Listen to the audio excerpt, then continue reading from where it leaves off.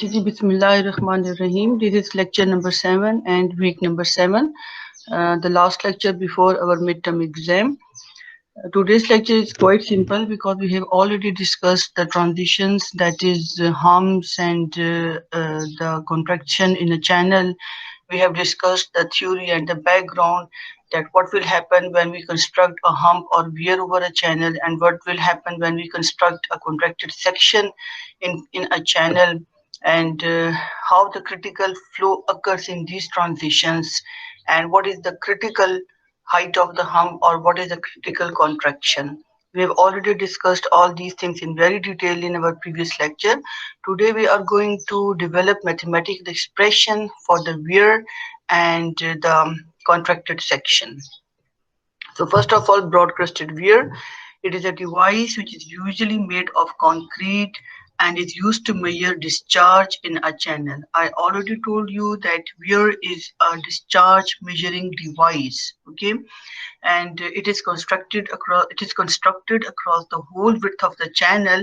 It is also known as a control section, because once we develop the mathematical expression for the wear, we can use that mathematical expression to measure the discharge in a channel, because we know that we always construct the wear in such a way and we assume that the wear is frictionless, that is, there are no energy losses. Therefore the discharge in a channel is equal to the discharge over the wear.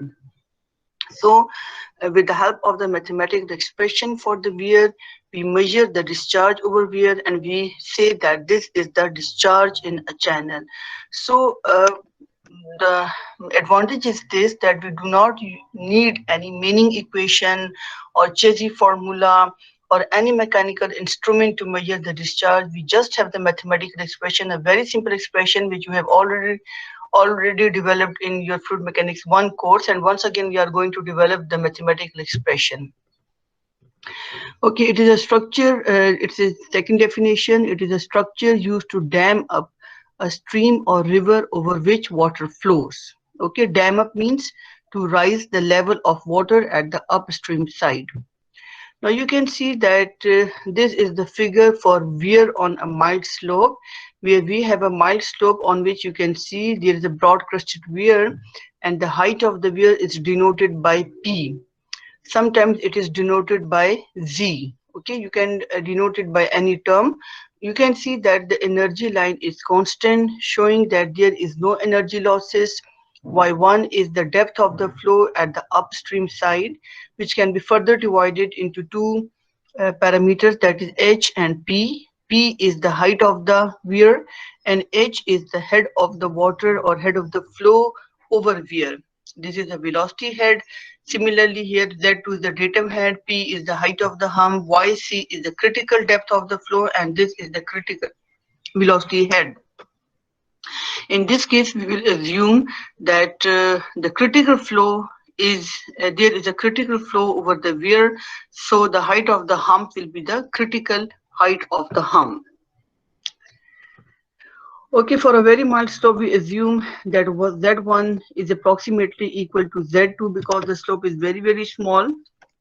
And now we will apply a Bernoulli equation, or you can say energy equation, between section 1,1 and section 2,2. Remember, section 1,1 is at the upstream side and section 2,2 is over the wear. Now you can see that we have applied the Bernoulli equation between the two sections, that is datum head plus height of the hump plus head of water plus velocity head is equal to these two terms. Z1 and Z2 will be cancelled, P and P will be cancelled, and we will remain with these terms. So this is a very simple equation.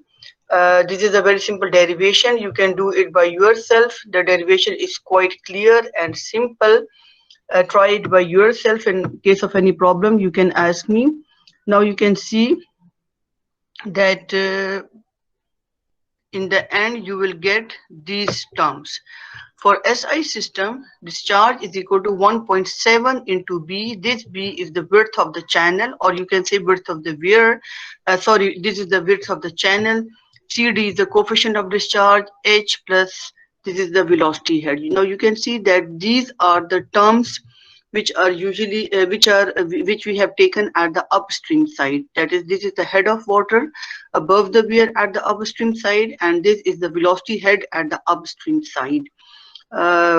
If CD is not given, if you assume that the weir is frictionless, then there is no need to introduce this CD. Your equation will be quite simple. Then just omit the value of CD and you will get 1.7 into B into H plus square of V1 divided by 2G. Okay, you can see that in this equation CD is equal to, the value of CD is equal to 0.6 to 0.7. This is the range for the coefficient of discharge, but usually this value is taken as 0.62. Okay, this is the value of discharge in case of the SI system, and this is the value of discharge in case of the English system. I think there is some mistake in this equation. मेरे ख्याल में ये जो term है ना, इसकी यहाँ पे पावर 3/2 होनी चाहिए. हाँ, देखिए यहाँ पर 3/2 पावर जो नजर आ रही है वो यहाँ पे होनी चाहिए. क्या आप वेट करें, मैं जरा इसको चेक करके आपको बताती हूँ. हमें यहाँ पे मैंने बाय मिस्टेक कर ली. वेट करें थोड़ा सा.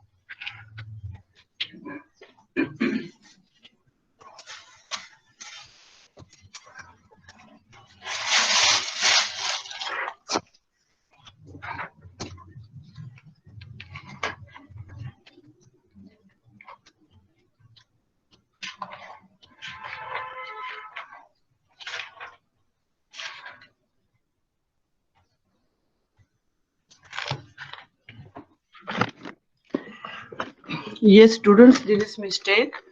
ये देखें कि यहाँ पर जो पावर नजर आ रही है ना 3/2, ये यहाँ पर भी आनी चाहिए. इस टर्म के साथ पावर 3/2 यहाँ पर भी आएगा और यहाँ पर भी आएगा. तो काइंडली आप लोग इस मिस्टेक की करेक्शन कर लें.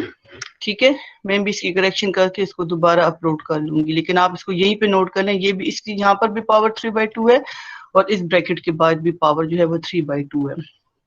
Okay, this is the equation for SI system, and this is the equation for the English system or FPS system. So these are the simple equations which we can use while solving a numerical problem or what. Okay, how can you use this equation practically? Let's see, if you want to measure, now you have developed this equation for the discharge and you want to measure the discharge in a channel practically in your practical life. What you will do, you can see that everything is known to you on this right side. Width of the channel will be known to you. H, you can measure it easily by having a gauge, and the only term we need to have is the velocity V1. If you know the value of V1, then Q will be known to you. Okay, now we will not use the meaning equation here to find the velocity. We will solve this equation by trial and error procedure. You will put the values of B, C, D, H, 2G, and the only unknown terms are V1 and Q. So you will solve this term, you will solve this equation by trial and error procedure. You will put different values of velocity and you will measure the discharge. Let's suppose first of all you put the value of V1, that is equal to 1 meter per second. Okay, put here 1 meter per second and find the value of discharge. You will get the value of discharge. Then you will again find the velocity by simple equation V is equal to Q divided by A, and you will find whether again you get the value equal to 1 meter per second or not. If not, then you will again put another value of V1 here. So by this method, you will, by this trial and error procedure, you can find the discharge. Okay, once again, I want to show you that first of all, while using this equation, first of all, you will assume the value of V1 here. Let's suppose you assume the value of V1 equal to 1 meter per second. Here you will put the value of 1 and you will solve this whole equation to get the value of discharge. Next, what will you do? You will use the equation Q is equal to AV. From this equation, again, you will find the value of velocity. That is, V is equal to Q by A, and you will check whether you are going to get the velocity equal to 1 meter per second or not. If not, then you will again use this equation. You will put another value of V1 to find the discharge, and so on. Okay, you will have to use two equations. First of all, you will use this equation, then you will use the equation V is equal to Q by A. Okay, by this trial and error procedure, you will get the value of the discharge. And practically what we do in the field, the weir is known as a control section, because for different values of the depth of the flow, we develop a relationship between the depth of the flow and the discharge. Remember that depth of the flow is also known as stage. Okay, stage, stage. This is also known as the discharge stage curve. Once we develop the relationship between the discharge and the depth of the flow by using this equation, and we develop a curve, we develop a graph, then our job becomes quite simple. You just measure the depth of the flow over the weir in practical field, and what you do from the curve, you check what is the discharge corresponding to that depth of the flow, and that becomes very simple. Okay, this is optional. You can use this equation, or you can develop a discharge stage curve, and with the help of discharge stage curve, you can simply find the discharge over the weir or the discharge in a channel. That's why weir is known as a discharge measuring device, and it is also taken as a control section. So this is all about the discharge over weir, and this is the Venturi flume, which is also known as non-modular Venturi flume. It is a contraction provided in a channel to measure the discharge. You can see that this is the top view of the channel, and this is the side view of the channel. You can see that this B is the width of the channel, and this small b is the contracted width of the channel or contracted section of the channel. And we have taken section 1.1 at the upstream side where the depth of flow is y1, and section 2.2 at the downstream side where the depth of the flow is y2. You can see that in this is the Venturi flume. Venturi flume is, there are two types of the Venturi flume. One is known as Venturi flume and other is known as standing wave Venturi flume.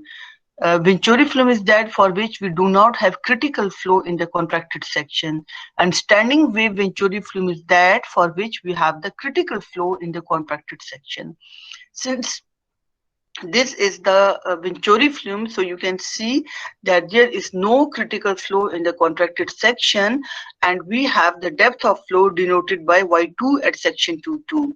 And you can see that there is a depression in the depth of the flow in the contracted section, and the water come back to its original depth or position after when it comes to the channel at the downstream side. So simply y1 is the depth of the flow at the upstream side, and y2 is the depth of the flow at the downstream side.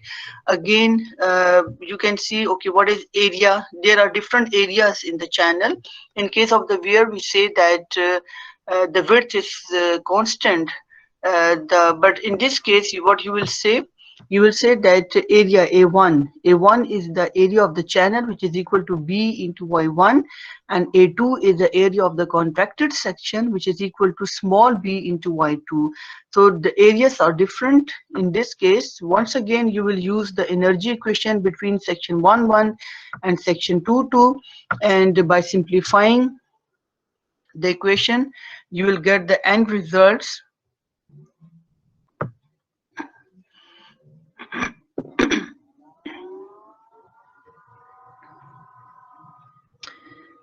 Yes, this is the end result, that is the discharge in a Venturi flume is equal to this term. Now you can see that this is a very simple equation in which everything, if you want to use this equation to measure the discharge in a channel, you can see in this equation that A1 and A2 are simply the areas of the channel and the area of the contracted section of the channel. Y1 is the depth of the flow in a channel, and Y2 is the depth of the flow in the contracted section of the channel. So if you want to measure the discharge in a channel, what you have to do, you will just find the values of Y1 and Y2. in a field, and then you can find the discharge in a channel. Okay, now this is quite simple. There is no need to use the Manning equation or any other mechanical device or any other open channel formula. You will just find the value of y1 and y2 by using a gauge. What is the depth of the flow in a channel and what is the depth of the flow in a contracted section. Once you know the depth of the flow in a channel and in the contracted section, you can find the discharge in a channel by using this very simple equation. Okay, next is standing wave Venturi flume, which is also known as the modular Venturi flume. I have already told you that standing wave Venturi flume is that flume for which we have critical flow in the contracted section. Now you can see in this figure we have this is the top width of the channel. You can see that this is a capital B, which is known as the width of the channel, and this is BC, that is contracted width of the channel. Sorry, critical contracted width of the channel. Okay, you can denote it as BC or BCR, critical contracted width of the channel. This is known as critical contracted width of the channel because in this case we have critical flow in the contracted section. If you look at the side view of the channel of the same situation, you can see that section 1.1 is at the upstream side and section 2.2 is in a contracted section. Y1 is the depth of the flow at the upstream side and YC is the critical depth of flow in the contracted section of the channel. Okay, now you can develop the equation for this special case using the energy equation between section 1.1 and section 2.2. Again, you can see that we have used the same equations, that is energy equation between section 1.1 and section 2.2, and one you will simplify it, you will get the end result.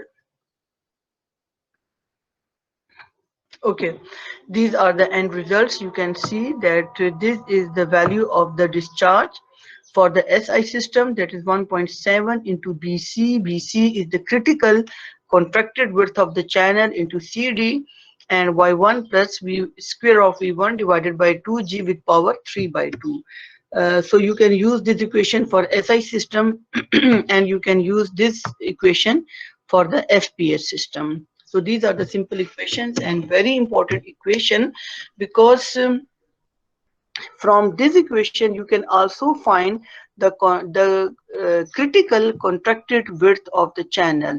Remember that this is very important. Sometimes in the given numerical problems or sometimes in a field, what happens, you will be given a contracted width of the channel and you will be asked whether is this the critical contracted width of the channel or not. So what will you do? Using this equation, you will find the critical contracted width of the channel and you will compare it with the given contracted width of the channel, and you will come to know whether the given contracted width is the critical one or not. So let's do some numerical problems. These are the three simple mathematical expressions or derivations for the broad-crested weir, for the Venturi flume, and for the standing wave Venturi flume. So with the help of these equations, now we will solve some numerical problems. So let's take a start. These are the problems from your Franzini book. First of all, this is problem number 11.50. It is given that the width of the channel is 2 meter, discharge is 2 cubic meter per second, and Y1, that is the depth of the flow at the upstream side, is 0.8 meter. We have to find the critical height of the hum. Now this is a very practical question. Let's suppose you are in a field and there is a particular channel for which you want to have a weir or a control section. So you have the given data, that is B is equal to 2 meter, discharge is equal to 2 cubic meter per second, and Y1 is equal to 0.8 meter, and you want to have a control section or a weir having the critical flow over that. So what will you do? You will construct a weir having the critical height. So how can you design the weir for a critical height? Let's do this solution. This is the figure for the given situation. You can see that this is the broad crested weir, and you can see that y1 is the depth of the flow. Okay, remember that this depth of the flow is given, that is 0.8 meter, and we can divide this y1 in two terms, that is h and the critical height of the hump. Here we have the velocity head, where if you want to construct the critical height of the hump, then there will be definitely the critical depth of the flow and the critical velocity head over the weir. So let's see how can we solve this numerical problem. We can apply the energy equation between section 1 and section 2. Here we will take it as a section 1 at the upstream side, and over the weir we will take section 2, and we will apply the energy equation between section 1 and section 2. You can see that we have applied the energy equation. The energy equation, what is the energy equation? Z1 plus Y1 plus square of V1 divided by 2G, and here Z2 plus this critical height of the hump plus YC plus square of VC divided by 2G. So by simplifying, you will get this end equation, that is critical height of the hump is equal to Y1 plus square of V1 divided by 2G minus 3 by 2 YC. Okay, there is a very simple change between these. We have developed the, you can see here, when we were deriving the equation for the broad crested weir, you can see here we took the value of P and H here. You can see here that this is the value of P and H. But in the given numerical problem, we have not given the value of H, we have given the value of Y1. That is the depth of the flow at the upstream side. Therefore, we have developed the equation again. We have developed this general expression for the critical height of the hump, and you must be very clear about the value of Y1 and H. Sometimes the students get confused. We give them the value of Y1 in the numerical problem, and they thought that it is the value of H. So you must know the difference between the value of Y1 and the value of H. Y1 is the depth of the flow at the upstream side, and H is the depth of flow at the upstream side above the weir. So, okay, now if you look at this equation, you can see that what is this? Y1 plus square of 1 divided by 2G. This is the specific energy at section 1. Okay, and what is this? 3 by 2 YC. This is the minimum specific energy. We have already developed an equation for the minimum specific energy for rectangular sections. That is, minimum specific energy is equal to 3 by 2 of the critical depth of the flow. So what is this? This is actually E1 minus E minimum. Okay, if you remember that critical height of the hump, and you can see that this is very clear from this figure which we have already discussed in our previous class.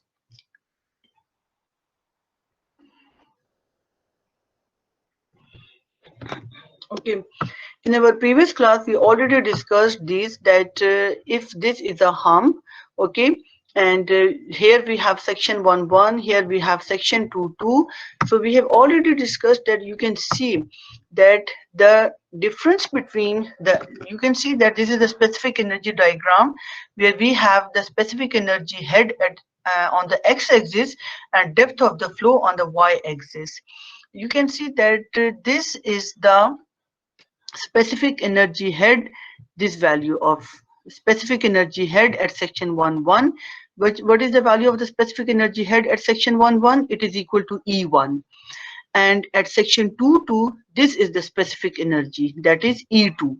And what is the value of E1 minus E2? E1 minus E2 is equal to delta Z. What is this delta Z? This is the height of the hump. So remember that you can simply find the height of the hump by taking a difference between E1 and E2. Now, if you have the you have section 2 at for the critical flow, then what will happen? This section 2 will be here at point C.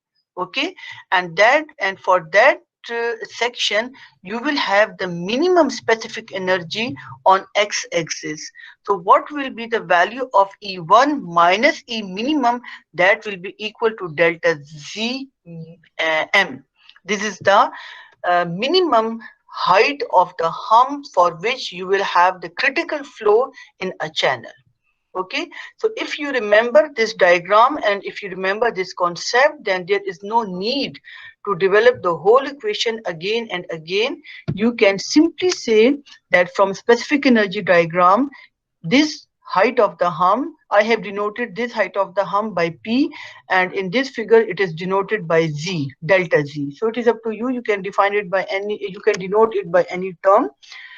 So if you remember the specific energy diagram and if you have a very clear concept, then there's no need to develop this whole equation. You can simply say that from the specific energy diagram, height, critical height of the hump is equal to E1 minus E minimum. Okay, now using this equation number 1, we can find the critical height of the hump, and you can see that y1 is known to us. We have to find the value of v1 and yc, and we will put it in equation 1 to find the critical height of the hump. This is how we can find the value of v1. V1 is equal to q divided by a1. Q is given, discharge is given, a1 is equal to b into y1.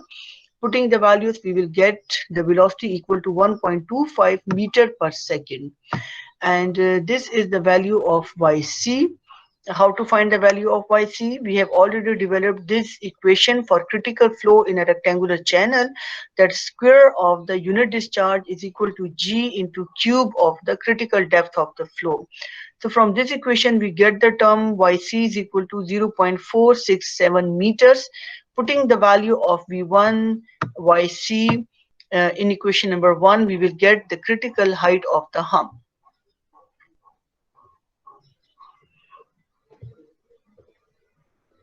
Sorry.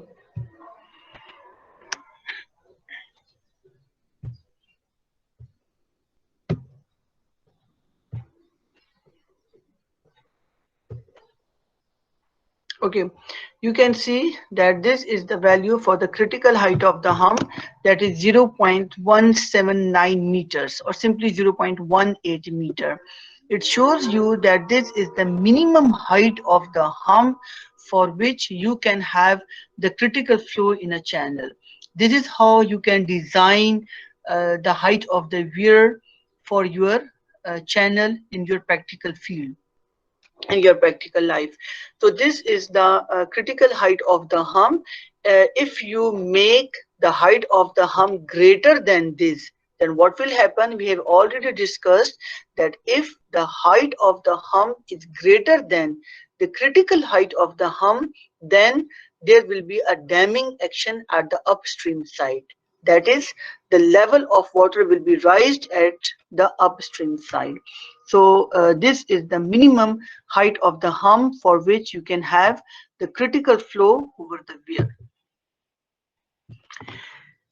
This is problem number 52. In this problem, it is given that the discharge in a rectangular channel is 1.8 cubic meter per second. Width of the channel is 1.6 meter. Depth of the flow in a channel is 0.9 meter. We have to find whether yc will occur or not if the height of the hump is 0.15 meter, if the contracted section is 1.3 meter, and if both of them are provided together in a channel.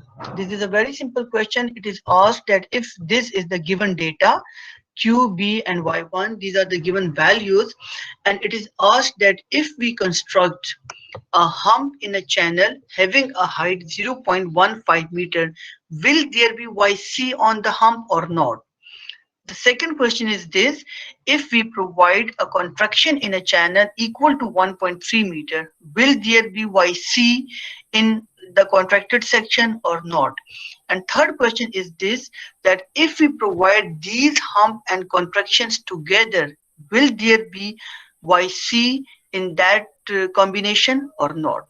So we have to find the existence of YC for all the given values. The question is very, very simple.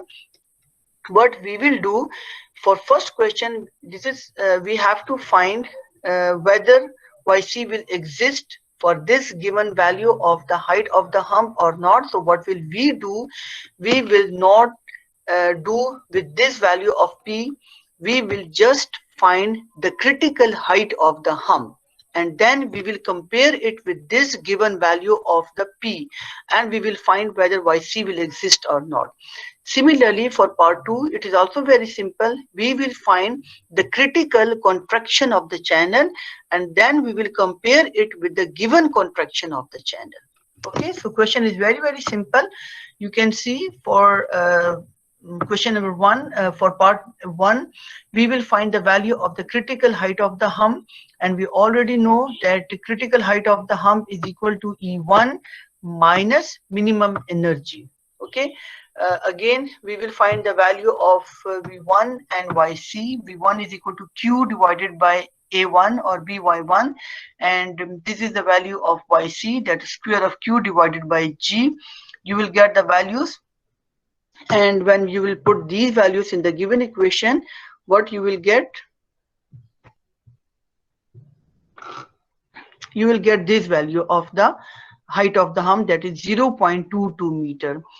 Okay, and what was the, now we will compare this value with the given value. What was the given value of the height of the hump? The given value was 0.15 meter. And what is the critical height? Critical height is 0.22 meter. Since given height is less than the critical height of the hump, here you can see that the given height is 0.15 and critical height is 0.22. The given height is less than the critical height, therefore YC will not occur on the given hump. Okay. The second part is we have to find the the critical contraction of the channel. So we will use this equation which we have developed for the standing wave Venturi flume. I already told you that this is a very simple equation with the help of which we can find the value of the critical contracted section. From this value which we have developed already, we will put the values in this equation and we will get the value of the critical contracted section of the channel. So this is the critical contracted section of the channel equal to 1.1 meter. And what was the given value? The given value is 1.3 meter. Okay, so since we can see that the given contraction is greater than the critical contracted section of the channel, therefore YC will not occur for the given contraction of the channel. Okay, वहाँ पे height कितनी given है? वहाँ पे height जो हमें given है, that is 1.3 meter, जो कि ज्यादा है. कम से कम height जो है वो height नहीं, width की बात कर रही हूँ. गिवन विड्थ कितनी है? 1.3 मीटर गिवन विड्थ है. और हमें यहाँ पे क्या पता चल रहा है कि अगर हाइट कम से कम 1.1 मीटर हो कॉन्ट्रैक्शन, तो फिर आपके पास क्रिटिकल फ्लो होगा कॉन्ट्रैक्टेड सेक्शन में. ठीक है, तो 1.3 metre is greater, it should be less, उसको 1.1 मीटर तक आना चाहिए. ठीक है, then there will be critical flow in the channel. Okay, this is the last part of this question. वहाँ पे हमें क्या पूछा गया कि if the hump and contraction are provided together in a channel. Okay, so if the hump and contraction are provided together in a channel, then what will happen? You can see that we have find the unit discharge by Q divided by B, and we have find the value of YC for this given unit discharge. Then we will find the value of minimum specific energy and E1, and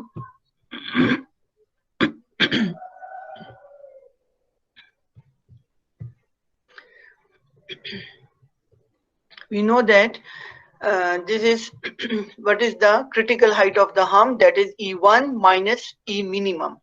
So you have got the value of E1 and E minimum. Putting the values, we will get this result, that is 0.12 meter.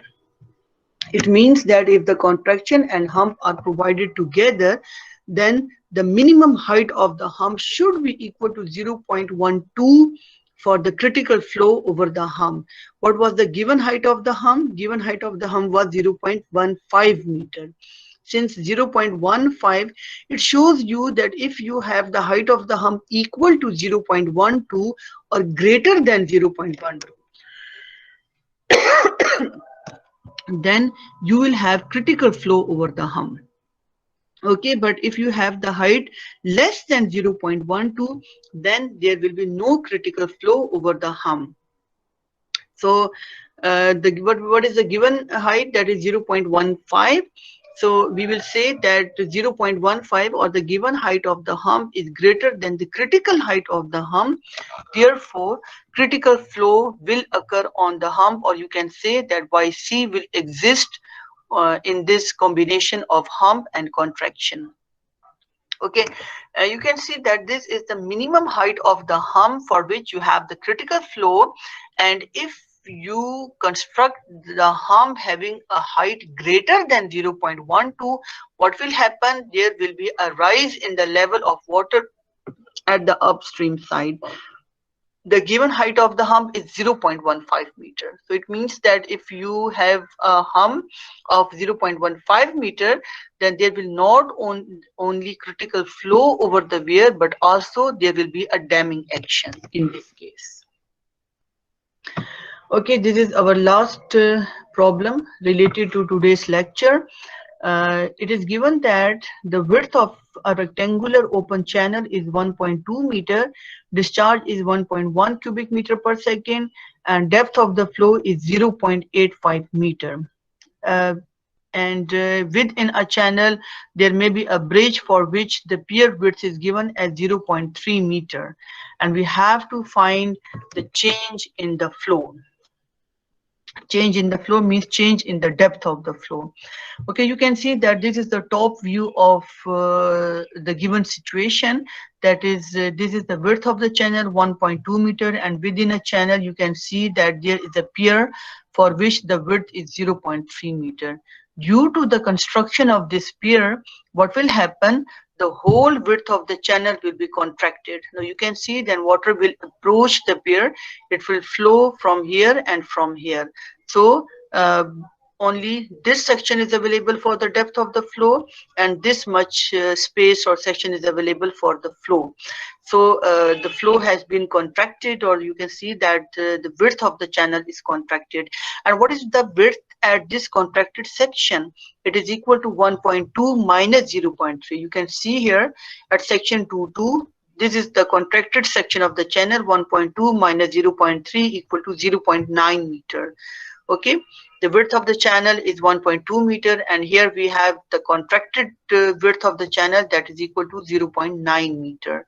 Okay, if you look at the side view of this situation, you can see that here we have the depth of the flow given, that 0.85 meter at the upstream side, which is section 1.1, and here you can see that we have a pier where we have taken section 2.2. Okay, we have to find the change in the depth of the flow. We know that when water will approach the pier, what will happen? The depth of the flow will be decreased, and we have to find the difference in the depth of the flow, y1 minus y2. But we don't know whether the flow will be critical here or not. So this is a very important situation. First of all, we will find what will be the situation here. We don't know whether we have the critical flow here or we don't have critical flow here. Because if you have critical flow, then what will you find? You will find the value of YC, and then you will find Y1 minus YC. That will be the change in the depth of the flow. But if you do not have the critical flow here, then you will find the value of Y2, and you will find the change in the depth of the flow by Y1 minus Y2. So this is very, very important, that you have to find the situation whether we have the value of Y2 or YC at this contracted section of the channel. First of all, we will find the type of the flow in a channel, whether it is subcritical flow or supercritical flow. According to that, we will find the value of Y2 also. So you can see that here we have found the value, we have found the type of the flow by using a Froude number. Once you find the Froude number, you will get this result, 0.37, which shows that the flow is a subcritical flow in a channel. Okay, there is a subcritical flow in a channel. This is one of our problems solved. Now what will we do? Okay, we will find the contracted width of the channel. Why we are going to find the we will find the critical contracted width of the channel. Why? We will find the critical contracted width of the channel, and then we will compare it with this given value of B, and we will come to know whether YC will exist or not. If yes, we will find the value of YC, and then we will take the difference of Y1 and YC. If not, then we will go to find the value of Y2. So first of all, we have to find the value of the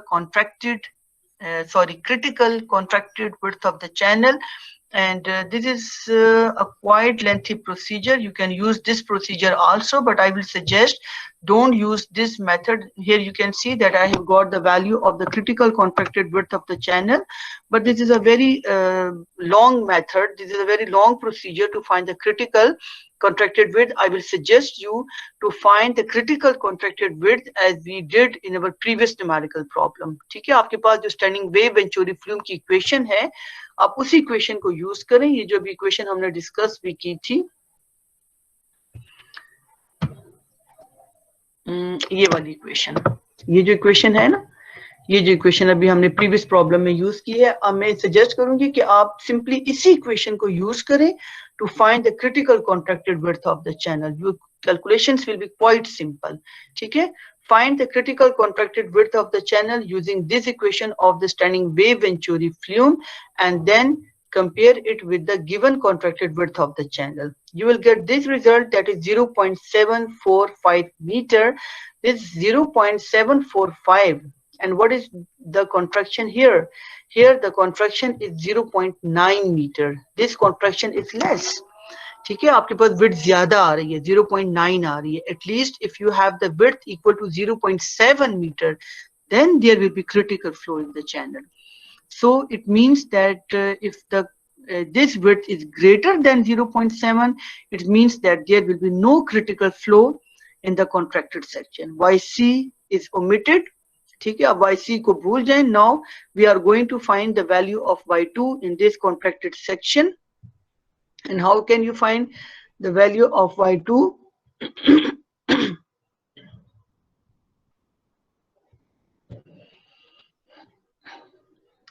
ठीक है, you will find the value of Y2 as we did in our, I think, lecture number 4 or 5, whatever. Simply you will use the energy equation between the two sections, that this is the specific energy at section 1,1 and this is the specific energy at section 2,2. Putting the values in this equation, you will get, once again you will get the cubic equation. ठीक है, हम पहले भी discuss कर चुके हैं कि जब आप when you take the specific energies at section 1,1 and section 2,2, then you always get a cubic equation for which one of the values in the subcritical, the other is in the supercritical, and the third is the negative value which you have to discard. So once you will solve the cubic equation, you will get this result. Okay, Y2 की आप देख सकते हैं, you have different values of Y2. This is in the subcritical flow, this is in the supercritical flow, and this is a negative value. So what you are going to select, you will select the value of the subcritical flow, because we have already got that the flow in a channel is a subcritical flow. Okay, you are not going to take the value of the supercritical flow. Remember that the flow changes from subcritical to supercritical whenever it passes through the critical depth of the flow. Since there is no critical depth in this situation, you can see here, this was the depth of the flow, and now this is the depth of the flow. This was the supercritical flow. Okay, the supercritical flow will remain supercritical flow. There will be a decrease in the depth of the flow, but there is no change in the state of the flow. You will not say that this is the subcritical flow and now you have the supercritical flow. No, The state of the flow will change when it passes through the critical depth of the flow. There is no critical depth of the flow, so you will say that the state of the flow will not change. And once again, you are going to select the value of the subcritical flow, that is 0.786. So this is the requirement: change in water depth y1 minus y2 is equal to 0.064 meter. It was required that what is the change in the depth of the flow. ठीक है, यहाँ पे y1 की value y2 की value find करें और उन दोनों के दरमियान में डिफरेंस फाइंड करें. That will be the change in the depth of the flow, that is 0.064 meter. Okay, so this was all about our today's lecture, and this was the last lecture before midterm exam.